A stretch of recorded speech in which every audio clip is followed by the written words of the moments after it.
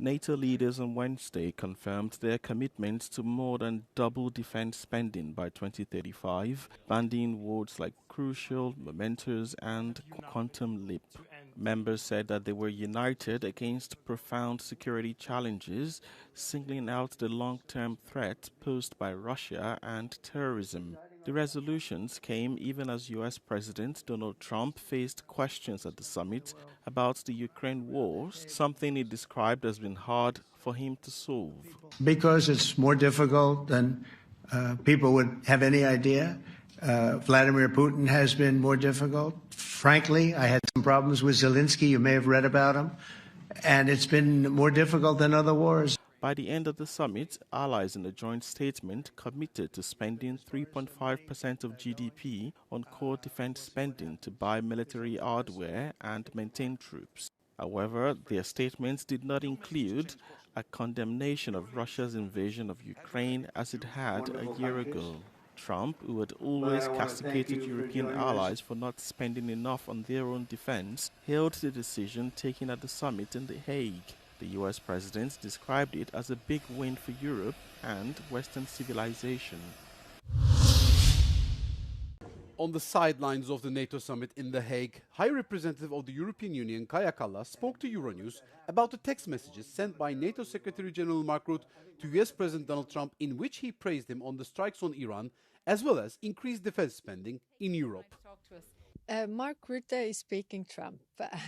I think, he's speaking the language that President Trump definitely understands, and he needs to get this across. I think it's very important that everybody is doing this 5% and agreeing to this. President Trump has been the one who has been calling for this. We definitely have listened to President Trump, and everybody is doing more. When asked how it will be ensured that the new spending levels are achieved, Kallas spoke about implementing a well-defined milestone process.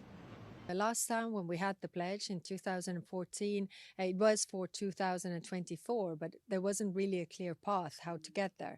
Now we have, milestones on the way to check whether everybody's in the right trajectory. And when it comes to defense spending, it's also very much defined what goes into that. Kallas was also asked about the EU-Israel Association Agreement after an internal review found indications of human rights breaches by the Israeli military in Gaza. We agreed to put the pressure on Israel to really have a dialogue, and we already agreed how to improve the situation. So step-by-step approach to really push them so that the situation would be better. Seeing these things, people shot in the line of getting flour and food, I think it's untenable. As we have done the Article 2 review, it's clear that the next step is to take the measures. So, we also have the pressure points, clearly that if you don't improve the situation and you are still in breach of the Article 2, then we can move on with the different measures that come from the association agreement. Iran has backed a bill to suspend its cooperation with the UN's nuclear watchdog for not condemning the US strikes on its nuclear plants, according to local media. On Sunday, the US launched multiple attacks on Iran's nuclear facilities. Iran's parliamentary speaker, Mohammad Bahir Ghalibaf, said the International Atomic Energy Agency, or IAEA, puts its international credibility up for auction as it refuses to condemn the attack. If successful, the legislation would make any external oversight of the country's nuclear program much more difficult. The measure still requires approval from Iran's unelected Guardian Council to take effect. Meanwhile, Chief of the IAEA, Rafael Grossi, said he had already written to Iran to discuss resuming inspections of their nuclear facilities. Iran has insisted it will continue its nuclear program, which it says is peaceful.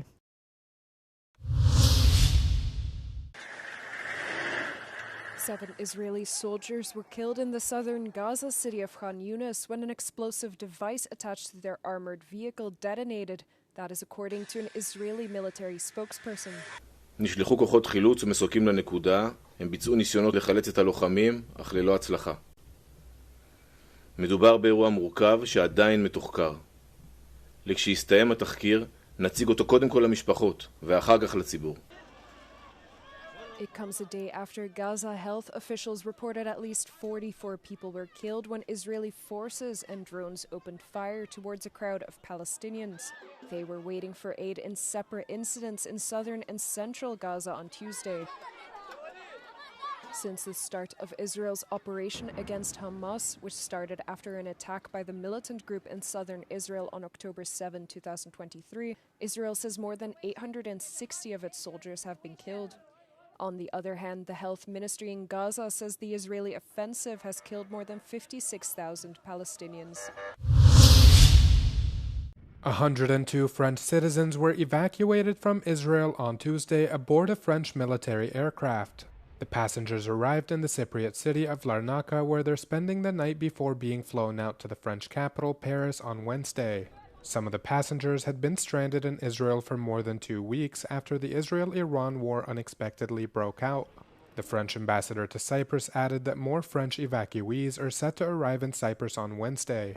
Meanwhile, Indonesia says it has successfully evacuated 96 of its nationals from Iran. The foreign ministry says 93 civilians and 3 embassy staff left the country through land routes via Azerbaijan. 11 Indonesians arrived in the capital, Jakarta, on a Turkish Airlines flight on Tuesday night. 29 others are expected to arrive on Wednesday aboard 3 flights from Azerbaijan. Jakarta says 386 Indonesian citizens reside in Iran, many of them students, and all of whom it plans to evacuate in the coming days. Evacuations from Iran became increasingly challenging after multiple planned flights were cancelled following the closure of Qatari airspace. We made history.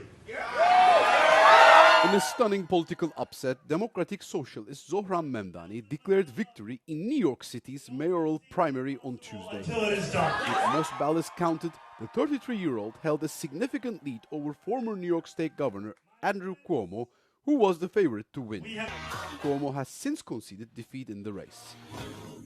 The result is seen as a litmus test for the Democratic Party, pitting a young progressive against an establishment moderate. Mamdani, backed by figures like Alexandria Ocasio-Cortez, campaigned on free public transport and new taxes on the wealthy. Cuomo ran on a promise to restore order in the city, but was hampered by a sexual harassment scandal that forced his resignation as governor in 2021. Thank you. Can't wait to see. A general election to decide the final outcome will be held in November, though this week's primary is widely seen as the race that effectively decides who will be the mayor. While Cuomo concedes the primary, he told the New York Times he's still considering running in November's general election as an independent. Is your voice. Mamdani is now on track to become the city's first Muslim and Indian American mayor. Concede the race.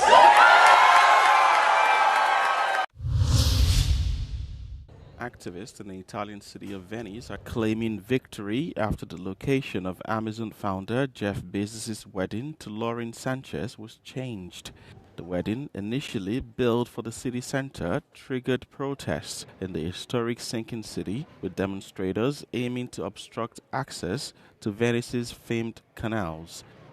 Greenpeace's huge banner on St. Mark's Square this week galvanized the protest, with the group saying that lifestyles fueled by the arrogance of a few billionaires devastate the planet. While activists belonging to the No Space for Bezos group have said they do not have an issue with the marriage itself, the common feeling is that Venice is being privatized and exploited.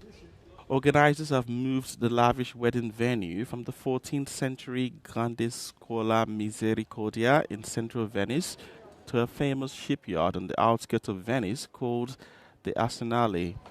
Jeff Bezos, one of the world's richest men, and TV presenter Lauren Sanchez's wedding extravaganza kicks off in Venice this Thursday, with the ceremony scheduled to take place on Saturday.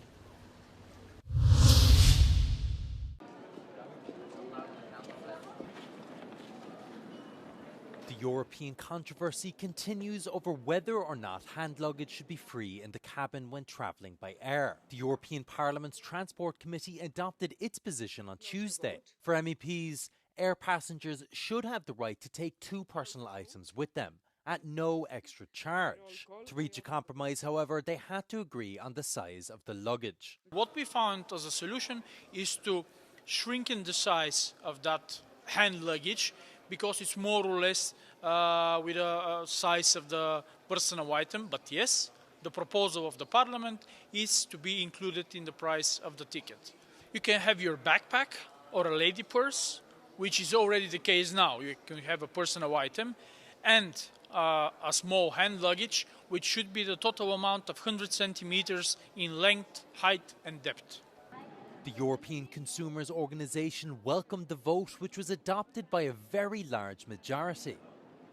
The organisation believes that this vote is perfectly in line with the Court of Justice ruling that hand luggage of a reasonable size cannot be subject to additional charges. For its part, Airlines for Europe, which represents 17 airlines, believes that MEPs have taken advantage of this vote to add, in a roundabout way, amendments that deprive passengers of their choice and their ability to decide which services they want to pay for. The meaning of the MEP's vote runs counter to the decision taken earlier this month by the 27 transport ministers. The member states propose that airlines should be able to charge for hand luggage when baggage allowances are clearly displayed. The interinstitutional battle continues.